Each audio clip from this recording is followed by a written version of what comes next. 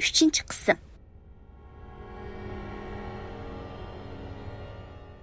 Mana, sorunumu o'tirib oldim. Oldingi qitimdagi qo'rqinchli manzaralar esimga kelganida peshonamdan tarlarim chipildab qo'yilib, badallarim ig'irlashib, yuragimga xuddi tosh otib qo'ygandek shunchalik tasdi so'qmoqda. Bu men uchun tuzilgan so'rin bo'lganlik uchun, bu yerdan qo'pib ketay desammi, endi amal yo'q bo'lganlik uchun, yo o'lim, yo ko'rim, beshimga kelgani ko'ray deganimcha o'tirdim. Mana Әшпәш түгіче кәшімі кіріп қалды. Байдың бері әр xil göçtürütki korumala ve şunca cık yaş yigitler oturgan bolsak mı, kemmegen ayal olvasdı, əmdi kiləmdi. Men mu haraq iç baxmalı xeyli vaqtla bopdu. Arğım neçip, taza puxadın çıqay deginimçe, içivatqan dəl şu pəyitdə. Hey, valla, o nime? O yedi birinin bizge qarab durdu, tez qaranla! Deginiçe, bir ağıynam aldı tərəpdeki yolunu işaret qaldı. Oradan birisi, vay, ya tolu yapqamı qına, hey, bir çıraylı kız tumandı. O kız balıken qoy, ha, haraqımızda çaylab oldu. Hey, adaş, kız balıken içi yüreğli deysen qoy. Ha, yüre, berib, beşine sılap koymayımız mı? Özü yalğızla turadı. Deginiçe, tosqınımızga qarmay, ikisi orundan turğuniçe, kız tarafı qarab menişqi başladı. Uzun ötmey, tolum çıraylı çaşları seriq rangda boyalgan. Qırımlarımı özgü maslaşqan halda şunçilik tabii qılıngan, bedelleri şunçilik tolgan bir kızdan başlap ip geldi. Bu kız bolsa bizden hiç oyulduğandek emas edi. Bu yasınışı da yezi kızlarda körünmügeşke şehirden kelgen boz gerek. Edis oçuq boğalık üçün yat erlerini köygendi mi şunçi cık erinin aldı da uyalmay azadı oltır alaydı. Diyen geplerini oyladım. Kız bayık başlap kelgen ikisini oturdu. Ular bolsa kızның qayerdan kelganligini so'rabmi qo'ymasdan uning haraq tutish bilan avar edi. Shuncha jiq so'rovlarga beribmi, bunda haraq ko'taradigan qiz bolani ko'rib boqmag'achqa uning bo'lgan qiziqishim barg'ansir oshmoqda. Bo'libmi, u haraq ichsa zakkusk o'rinda biror narsa yebmi qo'ymay, yanchuqdagi kampitga o'xshaydigan narsani eg'iziga solatdi. Uning bek diqqat qilg'ashqam ekan, uning zakkuskga o'xshaydigan narsani har eg'iziga sog'inida Kişilerdeki kan yuqları görünüp qalattı.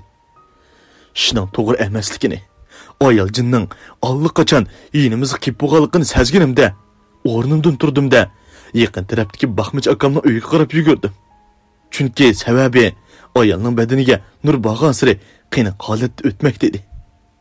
Chunki uning badanidagi nur uning haqiqiy abdi basharni chiqarmoqchi bo'lganligining beshorati edi.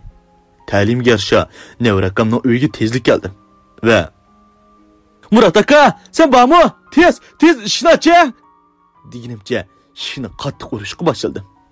Bir vaqtda g'artqib ish kechilganicha Nevra akamning ayoli ehtimol kechida avar qilganligimda ochchiq kelib qolgan bo'lsa kerak. Voy, kim u bu tun kechida ish qilib odamning oromini buzgan? Deginicha datlab ishini ochdi. Her halda birəsinin bosumu ishq ochqanligidan ko'nglimda xo'shal bo'lgan holda Murat akamni so'rab, uning boshqa tuqqanlarning uyiga ketganligini bildim. Mana, amdilikda ish bo'lgansir o'xshig'ila turdi. Bu tuxum tug'anmagan mehiyandek qaqaqlabli turadigan xotinning menga uydagi biror podini berdiganligi haqiqatan yo'qli gap edi. Shuning bilan avar qildim deganimcha adab bilan ishdan chiqdim.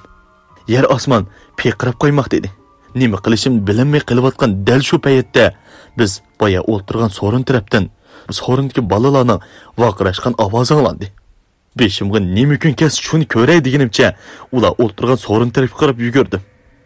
So'ringa yaqinlashgan sari yuragim ansiz dupildab so'qqunicha bugun yana nimalarni ko'raman. Bu alvasti ko'zimga yana qaysi xil shaklda ko'rina.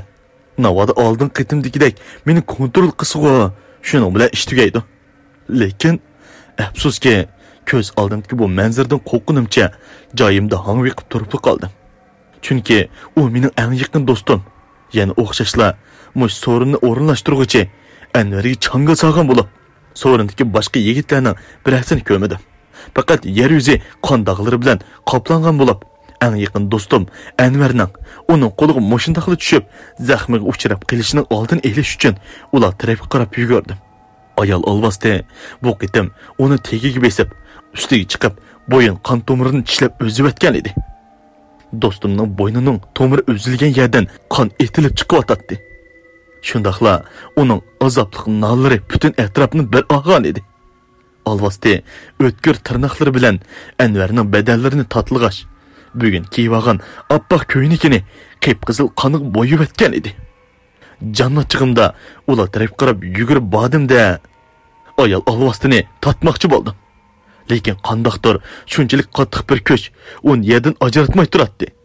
Ichimda hech nimani o'ylamay, yana uni tortishni o'ylab, uni tortayotgan shu paytda uning terlari boshqacha o'zgarishga boshladi. Uning badan terisi qo'llarimga shunchalik qattiq va yirik tuyulmoqda edi.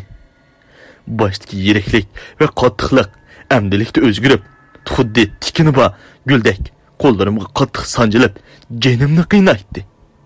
Do'stim bo'lsa ayol alvasning ostida. Ayol alvasti xuddi uningda bir o'chi bordek, do'stimning bo'ynini qattiq mojib siqqanicha uning nafas og'idek holinim qo'ymadi. Ayol alvasti do'stimni shunchalik qiynayotgan bo'lsa-mu, mening o'zini tatiyotganligimni bilib turibmi, men hech bir ifoda bildirmay, o'zining ishlari bilan aldirash edi.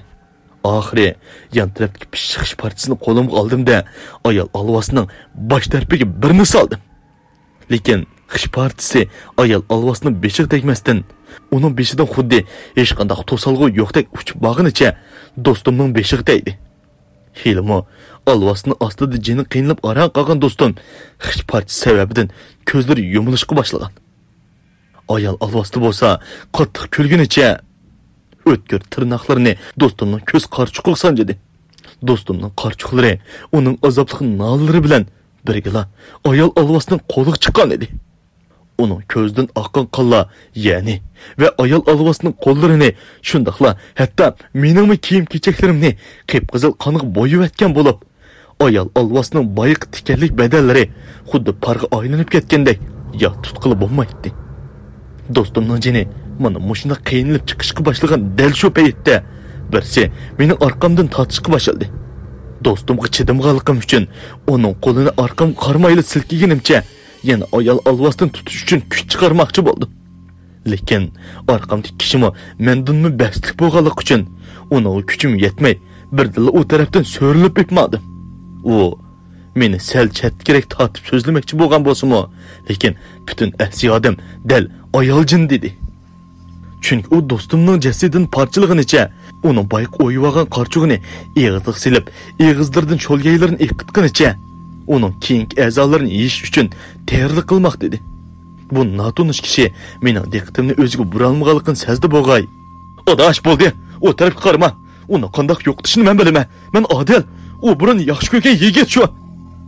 Nima? Cho'chiginimcha uning qaradim. Aha, bu nima ish? Bir alvasdan qutulib olmay, yana birisiga tutildimmi nima?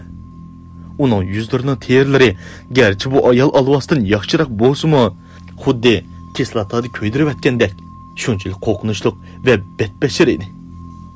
Bunimi ichimda jinmu deganlarni o'ylaganimda, "Kechirgan, seni qo'rqitib o'tdim", dedi.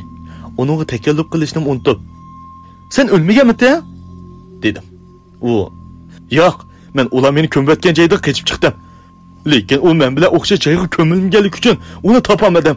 Boshqalarning yana men qas qilishdan saqlanish uchun mushundoq mo'kib yuryapman. Amaliyotda u o'ltirmoqchi bo'lgan odam men shu. Men ikkimizning muhabbatiga sodiq bo'lmadim. Uning o'limiga men sababchi. Butun gunoh menda.